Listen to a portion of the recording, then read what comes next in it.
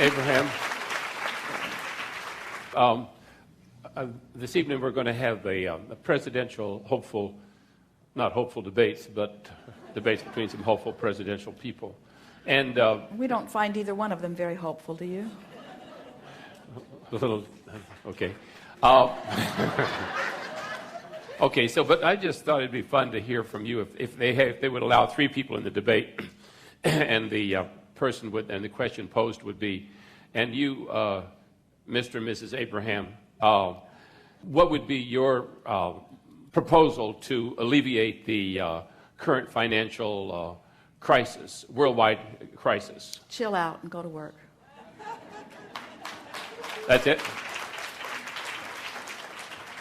Focus upon the things that are important to you and figure out how to satisfy the details of your life. And stop looking to someone else to solve it and figure out how to bring yourself into balance. And turn off things like this debate. So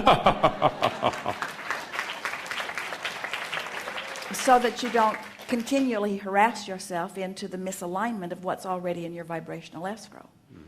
And then we would say, we have a plan. Oh, yeah. And it was set into motion long before we got here on this platform. And you are all co-conspirators in this plan. And you have, through what you've been living, been contributing to this plan. And it is the brightest and most exhilarating of future experiences has ever been upon the face of the earth. And it is the legacy that all of you hold ownership of. In order for you to claim your piece of this amazing pie of prosperity, all you have to do is look in the direction of it and see if you can remember what pieces of it you put there. Because every piece you put there has been lovingly held for you. It cannot evaporate from the stock market, and it cannot be squandered by those who don't understand. And it cannot be misunderstood by anyone, and it cannot be taken from you. Because if your life caused you to put it into this holding pattern, this vibrational escrow, then it is forever there for you. And the only thing that is required in order for you to make your personal withdrawal is make your personal withdrawal by no longer paying attention to who else is making what withdrawals. Don't worry about them getting your fair share. It's not possible for anybody to get your fair share. Your fair share is always earmarked for you. It will always stay there in perfect becomingness. Oh, and we might tell you that since you put it there, it has been accruing with magnificent interest, the likes of which we have never seen. So it got bigger than it was when you asked for it, and it gets bigger with every request you make. And in fact, the more crises that is applied around all of this, the bigger it gets. So first thing, know that it's there for you and that no one can get it away from you. And next, stop worrying about what anybody else is doing, because it is your worry about what anybody else is doing which is causing you to hold yourself vibrationally out of whack from it. Now, we acknowledge that the majority of people who would be witnessing such a debate would not have heard a word we said. Because they are not accustomed to focusing upon the vibrational world. They do not understand that there is a vibrational reality that they hold ownership to, that they must find alignment with before it can be a physical reality. And so for those who don't yet know about the vibrational reality, we would say to them, worry not, we've seen this before and we know that you can come through it. We would say, do not worry about what's happening, because nothing has changed in the last few days, nothing even has changed in the last few years that is so far out of balance that it cannot come back into balance. Then we would say, there are enough numbers upon this planet that are involved in the economics of this time-space reality that it is certain that balance will come back, and all you have to do is sort of settle yourself in and ride it out. And so the thing that we want you to say to yourself every day is, it's getting better, and it's going to be all right. It's better, it's getting better, and it's going to be all right. And the sooner you convince yourself that it is better than you thought it was, and that it is getting better than it is right now, and that it is not only going to be all right, it's going to be really all right, your prosperity can begin to come to you immediately.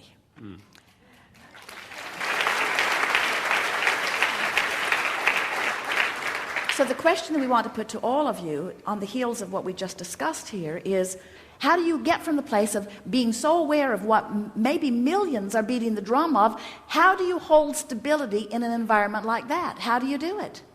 by stepping back from the details of the data that they are all using to torture themselves into more stable data that you've already discovered. And what is that data?